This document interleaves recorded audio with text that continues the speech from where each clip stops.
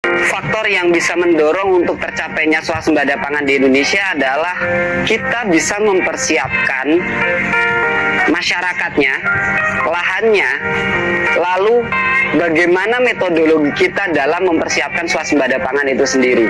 Percuma ketika kita punya lahan luas, tapi orang yang mau menjadi petani atau pengelola dari swasembada pangan itu sendiri, itu tidak ada. Bagaimana mempersiapkan dari segi lahan, bagaimana mempersiapkan dari segi tenaga kerjanya untuk bisa mewujudkan swasembada pangan itu, dan juga bagaimana menyiapkan manajemen dari rantai pasoknya itu sendiri.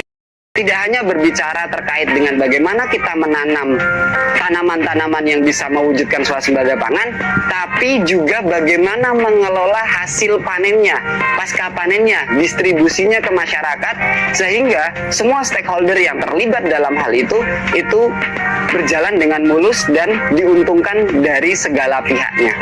Tantangan yang paling terbesar sekarang adalah di sumber daya manusianya. Kebanyakan petani udah di atas 35 tahun dan masa-masa produktifnya juga akan segera habis.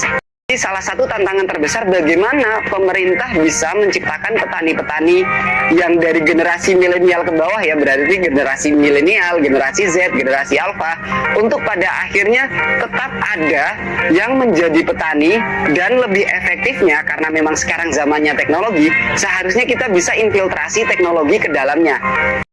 Beberapa program pemerintah beberapa tahun kebelakangan ini ada seperti petani milenial, terus setelah itu baru-baru ini juga ada terkait dengan petani muda dan lain sebagainya.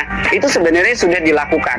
Akan tetapi mungkin memang hasilnya belum bisa signifikan terlihat sekarang.